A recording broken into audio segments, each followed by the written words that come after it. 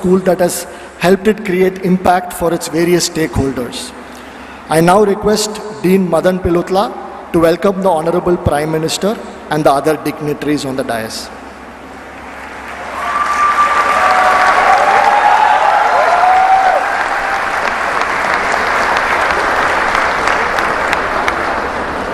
A very good afternoon to all of you. On behalf of ISB, it's a privilege and honor to welcome Shri Narendra Modi ji, Honorable Prime Minister of India, to our campus here today.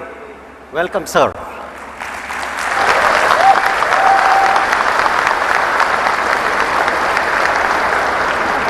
I cannot think of a better way to celebrate ISB's 20th years and the very first combined graduation of students from our Mohali and Hyderabad campuses.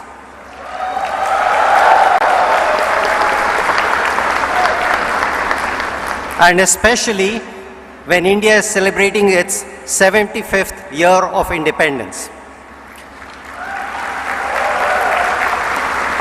Sir, your presence with us this afternoon will be cherished memory for this graduating class, as you have graciously consented to give them your blessings as they embark on their careers.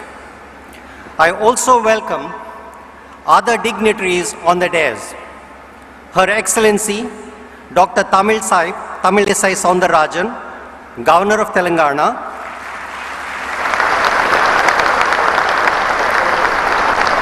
Union Minister, Shri G. Kishan Reddy,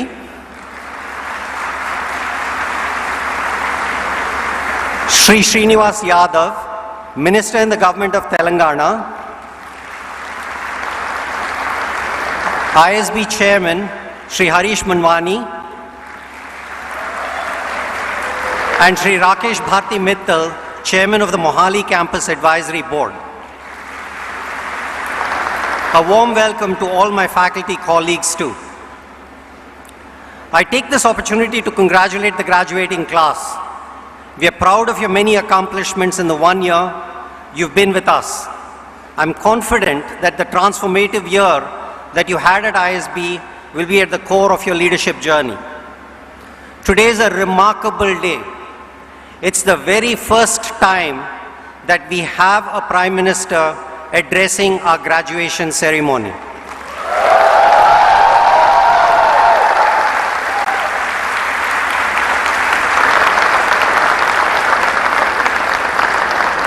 The school was inaugurated in 2001 by Prime Minister Vajpayee ji, and it was designed to be a research-driven, independent management institution in India that produced leaders for India and the world. The outcomes of our hard work over the 20 years are evident. We have been consistently ranked among the top business schools in the world and have also consistently held the #1 position in India over several years in all the major rankings.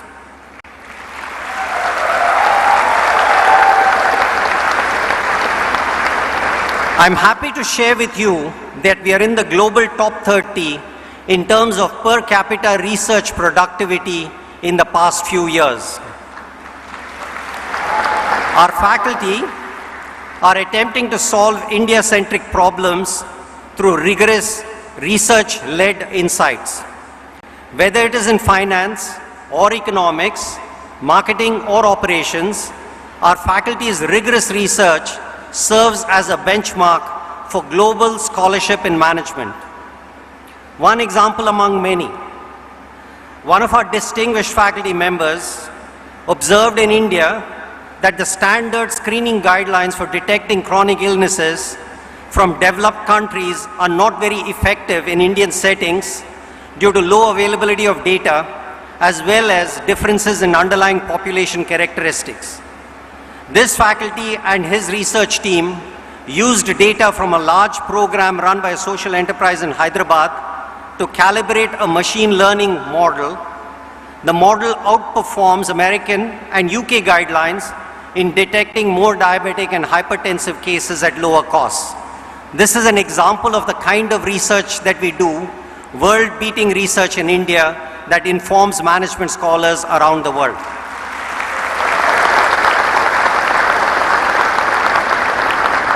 Honorable Prime Minister, as the school is now entering its third decade, we aspire to be a resource for the nation and play our part in achieving the positive transformation that has been the centerpiece of your leadership.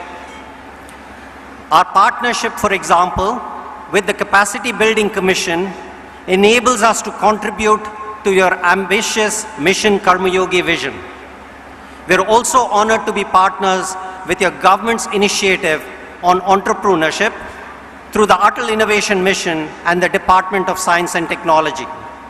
Sir, please tell us how the ISB can support your vision of building our nation. Just like Professor Krishnamurthy Subramanian, who put his considerable learning and expertise in the service of our nation as the Chief Economic Advisor, we have on our faculty very willing contributors. You can count on all of our partners, the distinguished leaders who serve on our board and are here today, the reputed international universities in our network, as we realize the idea of a new India. Thank you, sir. Jai Hind.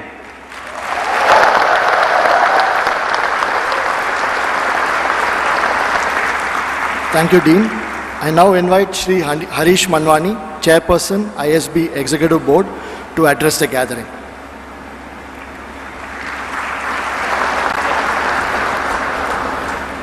Honorable Prime Minister of India, Shri Narendra Modi ji, Honorable Governor of Telangana, Dr. Sundarajan, Union Minister, Shri Kishan Reddy, Telangana Minister, Shri Srinivas Yadav, Dean Madan Pilutla, fellow members of the ISB Executive Board, and very importantly, the graduating class of PGP 2022.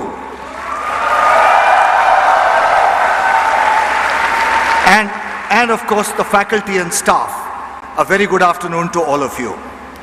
It is indeed a unique privilege to have our Honorable Prime Minister with us on this momentous occasion as we celebrate not just the graduation of the outgoing PGP class, but also the 20th anniversary of our beloved school. On behalf of the entire ISB community, thank you, sir, for gracing this occasion with your presence. It's truly an honor for all of us.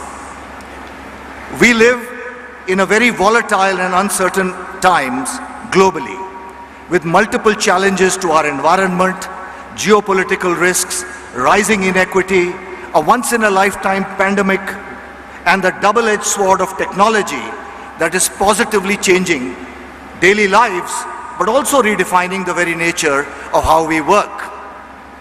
But there is also some good news. You, the PGP class of 2022, will be entering what is being forecast as the fastest growing major economy and what will undoubtedly be India's decade.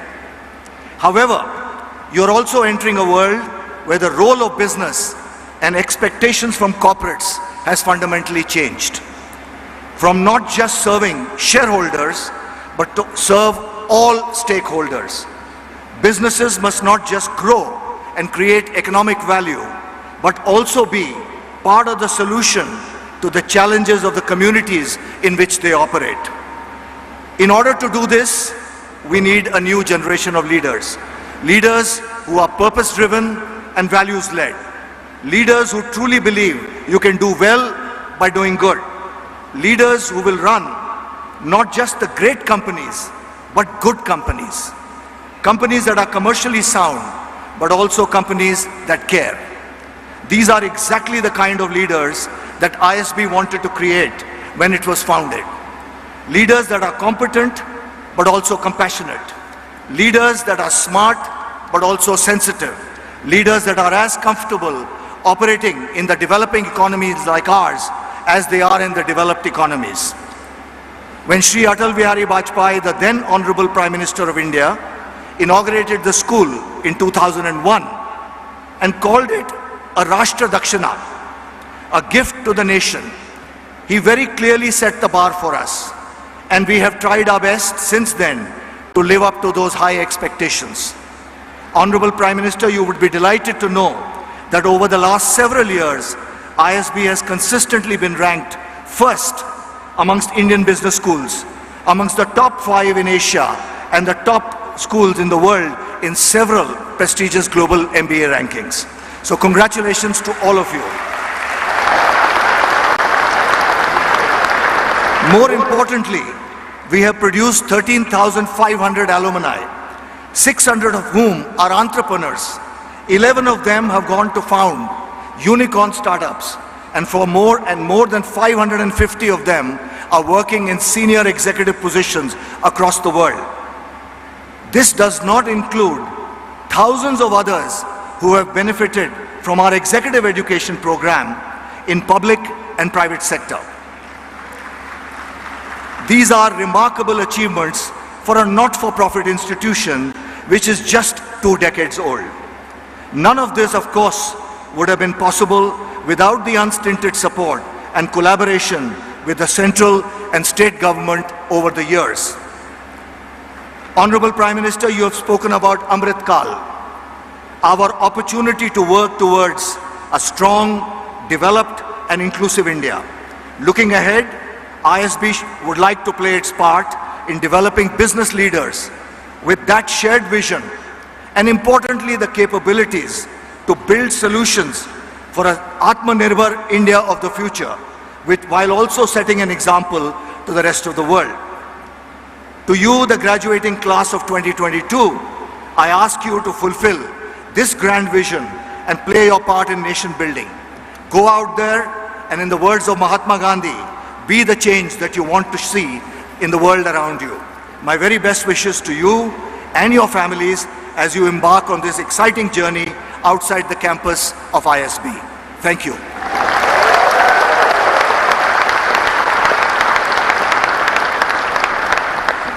Thank you, Shri Manwani. I would now like to request the Honorable Prime Minister to unveil the 20th year anniversary commemorative plaque.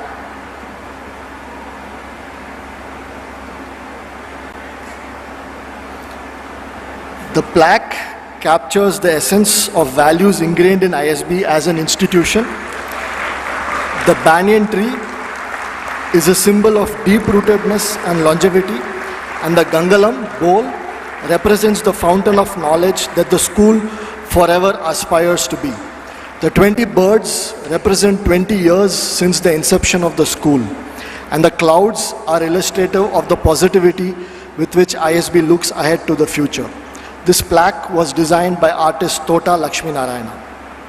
I now invite the Postmaster General to present the first copy of ISB My Stamp and the special cover to the Honorable Prime Minister.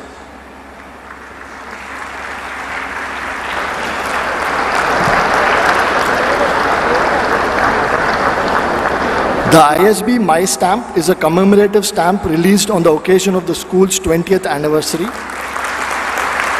Released along with a special cover and seal, it shows an artistic depiction of ISB's campuses in Hyderabad and Mohali, conveying the one school, two campuses philosophy. The first copy of the ISB My Stamp is being presented to the Honorable Prime Minister. Thank you, sir. It is now time to distribute the certificates and awards to the meritorious students. We are recognizing the following student award winners today. The ISB Scholar of Excellence Award honors 3 students who rank first, second and third by cumulative grade point average in the graduating class on each campus. Of the 6 Scholars of Excellence across campuses, the student with the highest CGPA receives the gold medal. The Chairperson's Award for Excellence in Leadership to the Best All-Rounder for Academic Excellence as well as Excellence in Leadership.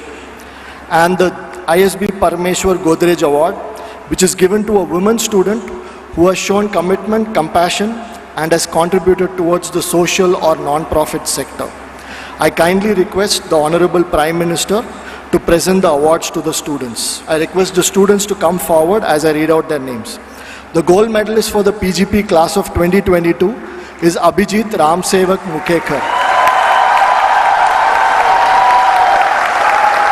He is also a Scholar of Excellence. The other Scholars of Excellence from both campuses are Charu Bharadwaj,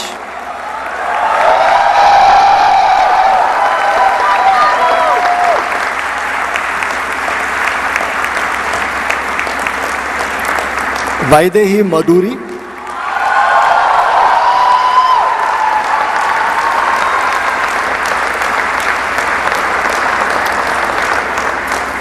Bikram Singh Bisht,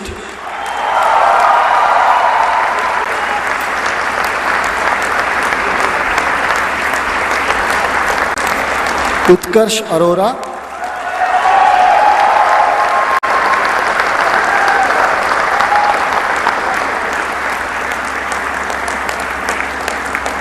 and Pradeep Kumar Bodige.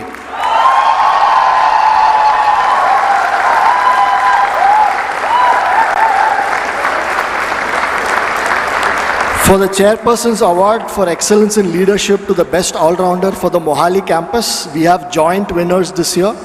We have Pranjal Zambre,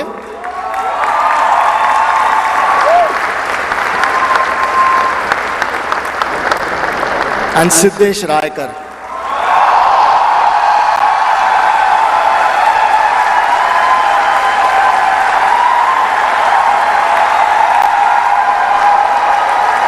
For the Hyderabad campus, the Chairperson's Award for Excellence in Leadership to the Best All-Rounder goes to Raghav Chopra.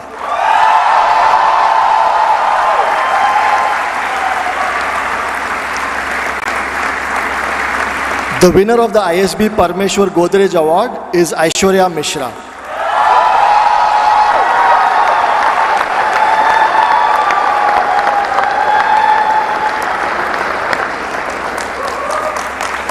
Thank you, Honorable Prime Minister, for recognizing the student award winners. The ISB now confers the postgraduate program in management on the entire class of 2022. Congratulations and best wishes to all the graduating students. I now invite the Honorable Prime Minister to deliver his address.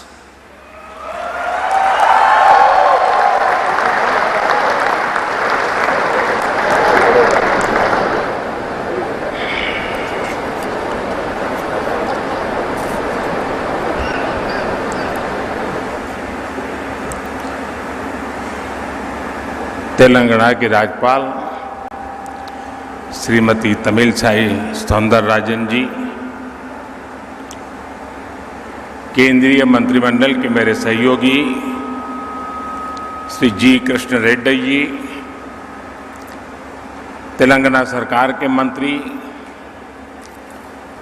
Indian school of business executive board के chairman, dean, अन्य professors, teachers, parents और मेरे प्यारे युवा साथियों,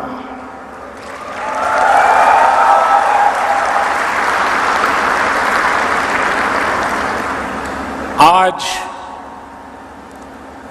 Indian school of business ने अपनी गौरवमयी यात्रा के एक अहम माइलस्टोन पार किया है। हम सभी आईएसबी की स्थापना के 20 साल पूरे होने को सेलिब्रेट कर रहे हैं। आज अनेक साथियों को अपनी डिग्री मिली है, गोल्ड मेडल मिले हैं। आईएसबी को सफलता के इस पड़ाव पर पहुंचाने में अनेकों लोगों की तपस्या रही है।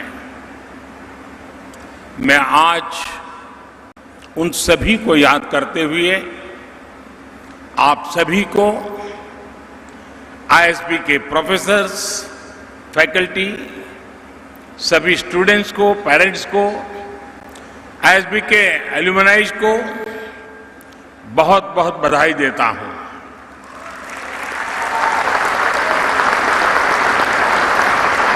साथियों, साल 2001 में अटल जी ने इसे देश को समर्पित किया था। तब से लेकर आज तक लगभग 50,000 एग्जीक्यूटिव यहां से ट्रेन होकर निकले हैं। आज आईएसबी एशिया के टॉप बिजनेस स्कूलों में से एक है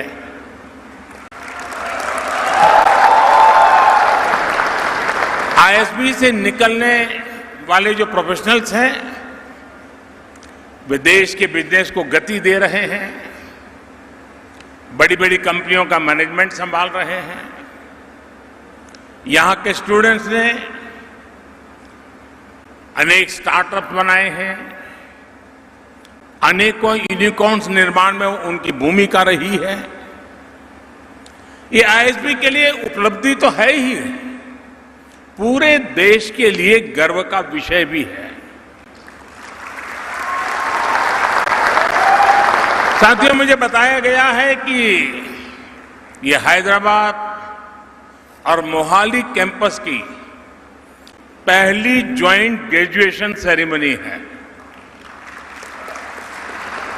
आज जो स्टूडेंट्स पास होकर निकल रहे हैं उनके लिए ये इसलिए भी खास है क्योंकि इस समय देश अपनी आजादी के 75 वर्ष का पर्व मना रहा है, अमृत महोत्सव मना रहा है।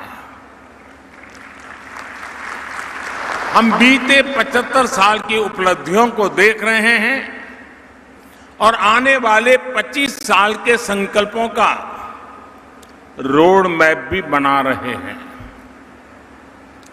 आजादी के इस अमृत काल में आने वाले 25 साल के लिए जो संकल्प हमने लिए हैं उसकी सिद्धि में आप सभी की बहुत बड़ी भूमिका है। और आज भारत में जो आशा है, लोगों में जो आत्मविश्वास है, नए भारत के निर्माण के लिए जो इच्छा शक्ति है, वो आपके लिए भी अनेक संभावनाओं के द्वार खोल रही है। आप खुद देखिए, आज भारत G20 देशों के समूह में फास्टेस्ट ग्रोइंग इकोनॉमी है।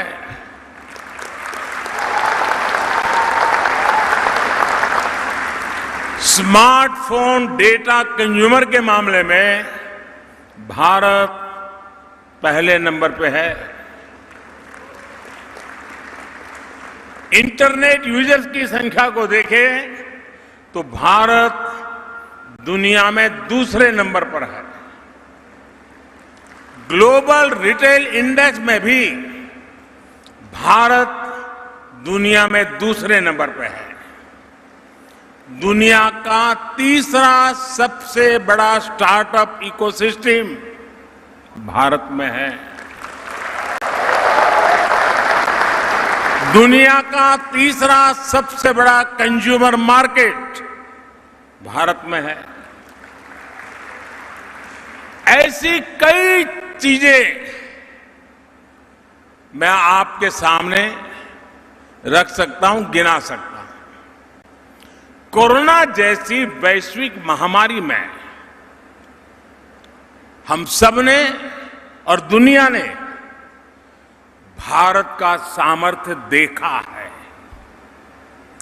सदी की इस सबसे बड़ी आपदा में ग्लोबल सप्लाई चेन्स में इतना बड़ा डिस्रप्शन हुआ, फिर युद्ध ने भी इस संकट को और बढ़ा दिया। इन सब के बीच भी भारत आज ग्रोथ के एक बड़े केंद्र के रूप में उभर रहा है।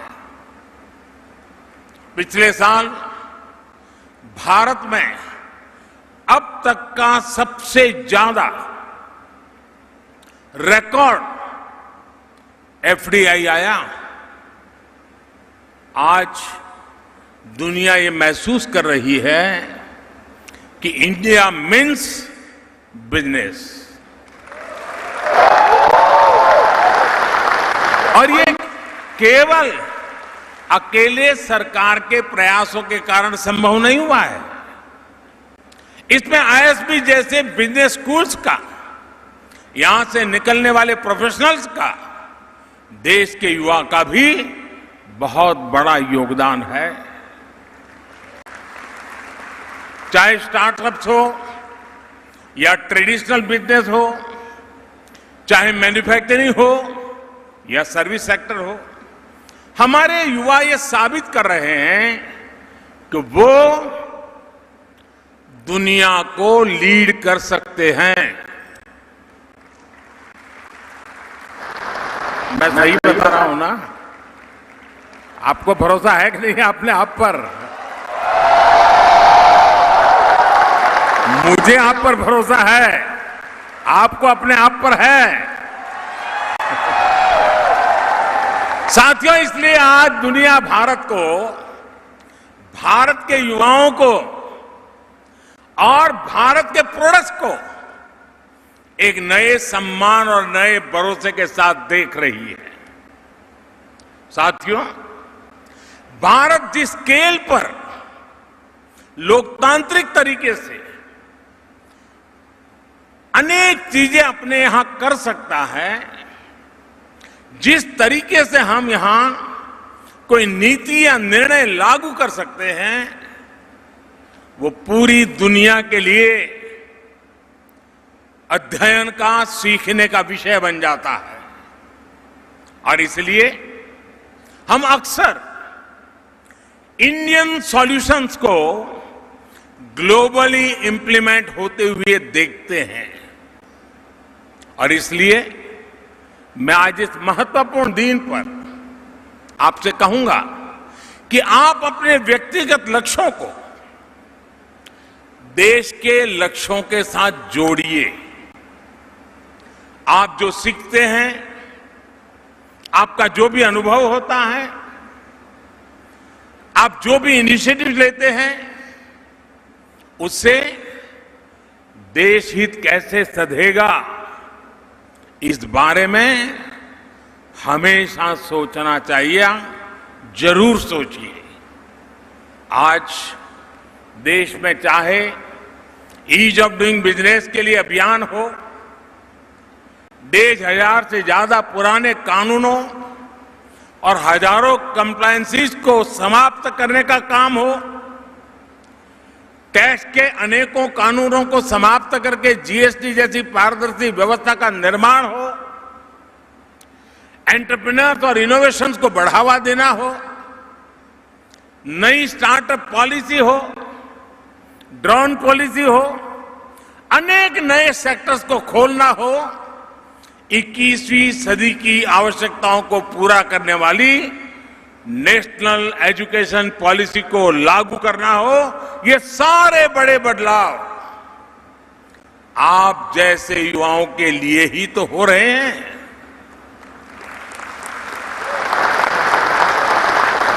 आप जैसे युवाओं की तरफ से आने वाले जो सॉल्यूशंस हैं, उन सॉल्यूशंस को इंप्लीमेंट करने के लिए, आपके आइडिया को देश की ताकत बनाने के लिए हमारी सरकार हमेशा देश की युवा शक्ति के साथ खड़ी है। साथियों, आपने सुना होगा, कई बार एक बात को मैं बार बार दोहराता भी हूं और अक्सर मैं कहता हूं, रिफॉर्म, परफॉर्म, ट्रांसफॉर्म की बात करता हूं। ये मंत्र देश में आज जो गवर्नेंस है उसे डिफाइन करता है। ये आप जैसे मैनेजमेंट के स्टूडेंट्स, प्रोफेशनल्स के लिए भी बहुत अहम। मैं ये सारी बातें आपको इसलिए बता रहा हूं क्योंकि आप लोग यहां से निकलने के बाद बहुत सारे पॉलिसी डिसीजंस लेने वाले हैं। पॉलिसी सिर्फ ड्राइंग रूम पर अच्छी हो, कागज पर बेहतर हो, जमीन पर अगर नतीजे ना दें तो उसका कोई लाभ नहीं होता। इसलिए पॉलिसी का आकलन इंप्लीमेंटेशन और एंड रिजल्ट के आधार पर होना चाहिए। रिफॉर्म, परफॉर्म, ट्रांसफॉर्म के मंत्र ने कैसे पॉलिसीज को, देश की गवर्नेंस को रिडिफाइन किया है, ये भी मैं चाहूंगा कि आप जैसे नौजवानों को जानना बहुत जरूरी है। साथियों, बीते 8 साल की तुलना अगर आप उसके पहले के 3 दशक से करेंगे तो एक बात जरूर नोट करेंगे, हमारे देश में रिफॉर्म्स की जरूरत तो हमेशा से महसूस की जाती रही थी, लेकिन पॉलिटिकल विल पावर की हमेशा कमी रहती थी। पिछले 3 दशकों में लगातार बनी रही राजनीतिक अस्थिरता के कारण देश ने लंबे समय तक पॉलिटिकल विल पावर की कमी देखी। इस वजह से देश रिफॉर्म से बड़े फैसले लेने से दूर ही रहा। 2014 के बाद से हमारा देश राजनीतिक इच्छा शक्ति को भी देख रहा है और लगातार रिफॉर्म भी हो रहे हैं। हमने दिखाया है कि अगर ईमानदारी के साथ, इच्छा शक्ति के साथ रिफॉर्म की प्रक्रिया को आगे बढ़ाई जाए तो जन समर्थन अपने आप बढ़ता है। फिनटेक का उदाहरण हमारे सामने है। जिस देश में कभी बैंकिंग ही एक प्रिविलेज मानी जाती थी, उसी देश में फिनटेक सामान्य नागरिकों के जीवन को बदल रही है।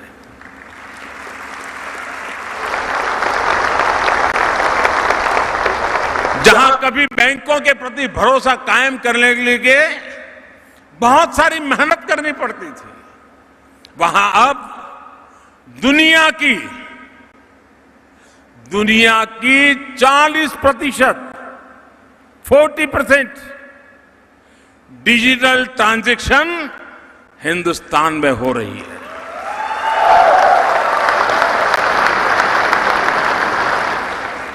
हमारे हेल्थ सेक्टर को भी ये माना जाता था कि किसी बड़ी चुनौती को रिस्पॉन्ड नहीं कर पाएगा, लेकिन हेल्थ सेक्टर में रिफॉर्म की देश की इच्छा शक्ति का परिणाम हमने 100 साल की सबसे बड़ी महामारी के दौरान अनुभव किया है। कोरोना ने जब दस्तक दी तब हमारे पास पीपीई किट्स बनाने वाले मैन्युफैक्चरर ना के बराबर थे। कोरोना स्पेसिफिक जरूरी इंफ्रास्ट्रक्चर भी नहीं था, लेकिन देखते ही देखते 1100 से अधिक पीपीई मैन्युफैक्चरर्स का नेटवर्क भारत में तैयार हो गया। कोरोना की टेस्टिंग के लिए भी शुरुआत में कुछ दर्जन लैब थी। बहुत कम समय में देश में 2500 से अधिक टेस्ट लैब्स का नेटवर्क बन गया। कोविड वैक्सीन के लिए तो हमारे यहां चिंता जताई जा रही थी कि हमें विदेशी वैक्सीन मिल पाएगी भी या नहीं, लेकिन हमने अपनी वैक्सीन तैयार की, इतनी वैक्सीन बनाई कि भारत में भी 190 करोड़ से ज्यादा डोज लगाई जा चुकी है। भारत ने दुनिया के 100 से अधिक देशों को भी वैक्सीन भेजी है। इसी प्रकार मेडिकल एजुकेशन में भी हमने एक के बाद एक अनेक रिफॉर्म किए। इसी का परिणाम है कि बीते 8 सालों में मेडिकल कॉलेज की संख्या 380 से बढ़कर 600 से भी अधिक हो गई है। देश में मेडिकल की ग्रेजुएट और पोस्ट ग्रेजुएट की सीटें 90,000 से बढ़कर 1.5 लाख से ऊपर हो चुकी हैं। साथियों, पिछले 8 वर्षों में देश ने जो इच्छा शक्ति दिखाई है, उसकी वजह से एक और बड़ा बदलाव आया है। अब ब्यूरोक्रेसी भी पूरी शक्ति से रिफॉर्म्स को जमीन पर उतारने में जुटी है। सिस्टम वही है, लेकिन अब नतीजे बहुत संतोषजनक मिल रहे हैं। और इन 8 वर्षों में जो सबसे बड़ी प्रेरणा बनी है वो है जन भागीदारी।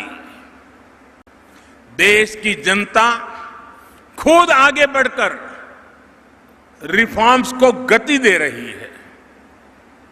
और हमने ये स्वच्छ भारत अभियान में देखा है। और अब वोकल फॉर लोकल और आत्मनिर्भर भारत अभियान में भी हम जन भागीदारी की ताकत को देख रहे हैं। जब जनता सहयोग करती है तो नतीजे अवश्य मिलते हैं, जल्दी मिलते हैं। यानी सरकारी व्यवस्था में सरकार रिफॉर्म करती है, ब्यूरोक्रेसी परफॉर्म करती है और जनता के सहयोग से ट्रांसफॉर्मेशन होता है। साथियों, ये आपके लिए एक बहुत बड़ी केस स्टडी है। रिफॉर्म, परफॉर्म, ट्रांसफॉर्म की जो ये डायनेमिक्स हैं वो आपके लिए रिसर्च का विषय है। ISB जैसे बड़े संस्थान को अध्ययन करके, एनालिसिस करके दुनिया के सामने इसे लाना चाहिए। यहां से जो युवा साथी पढ़कर निकल रहे हैं उन्हें भी रिफॉर्म, परफॉर्म, ट्रांसफॉर्म के इस मंत्र को हर क्षेत्र में लागू करने का प्रयास करना चाहिए। साथियों, मैं आपका ध्यान देश के स्पोर्ट्स इकोसिस्टम में आए ट्रांसफॉर्मेशन की तरफ भी दिलाना चाहता हूं। आखिर क्या कारण है कि 2014 के बाद हमें खेल के हर मैदान में अभूतपूर्व प्रदर्शन देखने को मिल रहा है? इसका सबसे बड़ा कारण है हमारे एथलीट्स का आत्मविश्वास। आत्मविश्वास तब आता है जब सही टैलेंट की खोज होती है, जब टैलेंट की हैंड होल्डिंग होती है, जब एक ट्रांसपेरेंट सिलेक्शन होता है, ट्रेनिंग का, कंपटीशन का एक बेहतर इंफ्रास्ट्रक्चर मिलता है। खेलो इंडिया से लेकर ओलंपिक्स पोडियम स्कीम तक ऐसे अनेक रिफॉर्म्स के चलते आज स्पोर्ट्स को ट्रांसफॉर्म होते हम अपनी आंखों के सामने देख सकते हैं, अनुभव कर सकते हैं। साथियों, मैनेजमेंट की दुनिया में परफॉर्मेंस, वैल्यू एडिशन, प्रोडक्टिविटी और मोटिवेशन, इन बातों पर भी बहुत चर्चा होती है। अगर आपको पब्लिक पॉलिसी में इसका उत्तम उदाहरण देखना है तो आपको एस्पिरेशनल डिस्ट्रिक्ट प्रोग्राम को जरूर स्टडी करना चाहिए। हमारे देश में 100 से अधिक ऐसे जिले थे जो विकास की दौड़ में काफी पीछे थे। देश के लगभग सभी राज्यों में एकाध दो कहीं पर थोड़े ज्यादा ऐसे एस्पिरेशनल डिस्ट्रिक्ट हैं। विकास से जुड़े हर पैरामीटर में ये जिले बहुत कम स्कोर करते थे। इसका सीधा प्रभाव देश की ओवरऑल परफॉर्मेंस पर, रेटिंग पर, ओवरऑल प्रदर्शन पर बड़ा नेगेटिव असर पड़ता था। इनको ये समझकर कुछ हो नहीं रहा है, बदलाव दिख नहीं रहा है, हालत बुरे हैं और इसलिए सरकारें क्या करती थी, उसको पिछड़ा घोषित कर देती थी। ये तो बैकवर्ड डिस्ट्रिक्ट है। अगर यही सोच है तो उनके मन में भी हो जाता है यहाँ तो ऐसा ही रहेगा, कुछ बदलाव नहीं होगा। सरकारी सिस्टम में जिन अफसरों को सबसे कम प्रोडक्टिव माना जाता था, निकम्मे माना जाता था, उनको अक्सर इन जिलों में तैनात करने देना और जाओ भाई तुम तुम्हारा जानो तुम्हारा नसीब जाने, पड़े रहो। लेकिन साथियों, हमने अप्रोच बदली।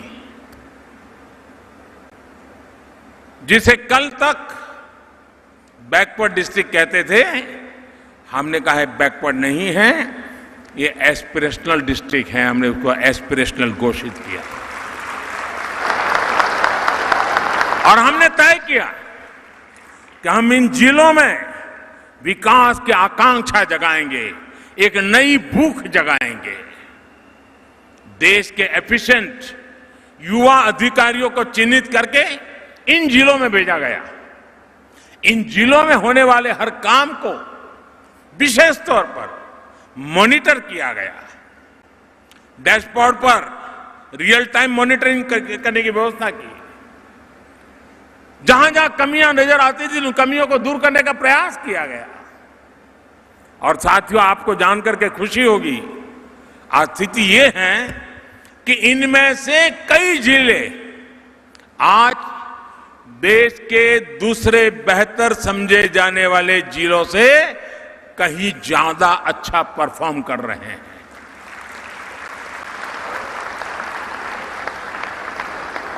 जिन्हें कभी पिछड़े जिले कहते थे, देश के डेवलपमेंट पैरामीटर्स को प्रभावित करते थे, वो आज एस्पिरेशनल डिस्ट्रिक्ट बनकर देश के विकास को गति दे रहे हैं। अब हमने राज्यों से कहा है कि इस अप्रोच को और विस्तार दें। हर जिले में ऐसे ब्लॉक्स होते हैं जो विकास के मामले में दूसरों से पिछड़ गए हैं।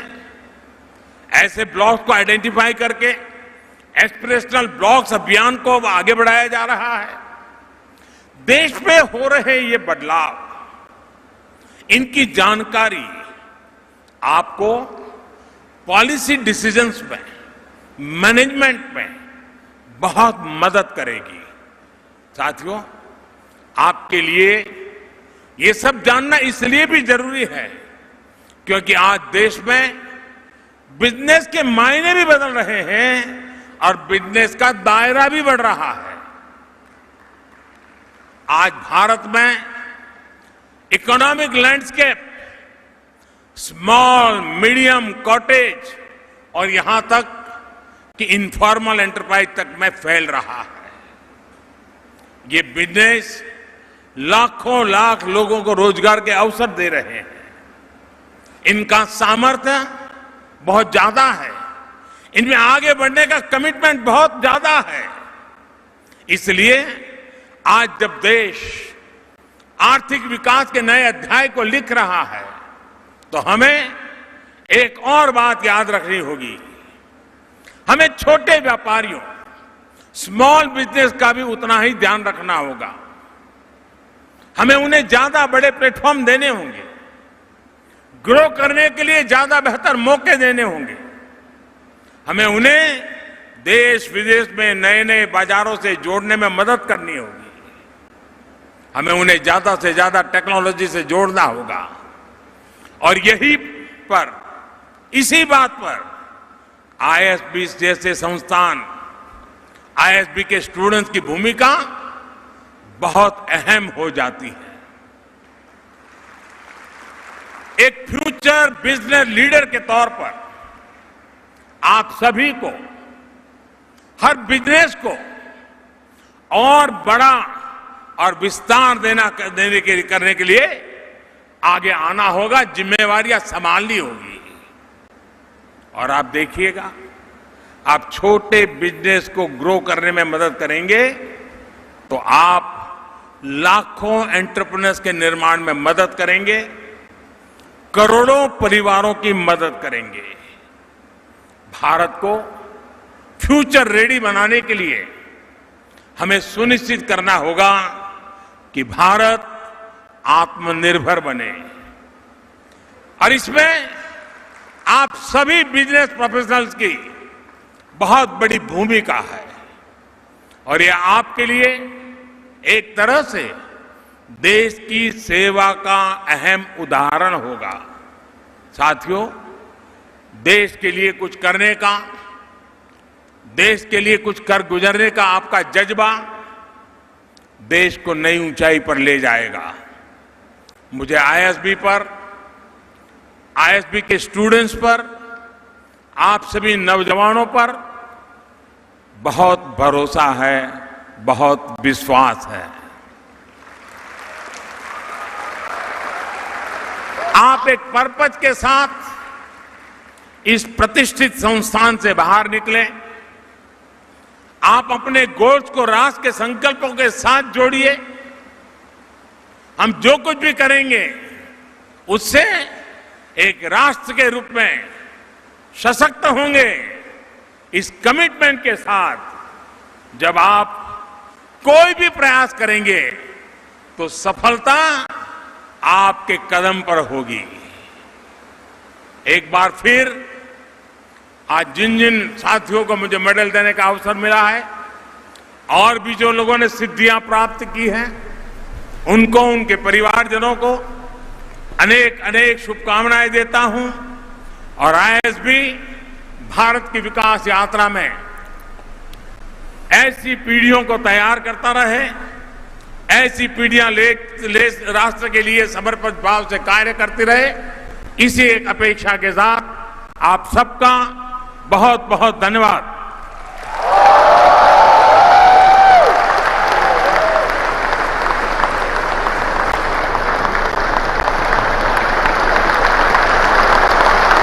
Thank you, sir. Thank you for that wonderful speech.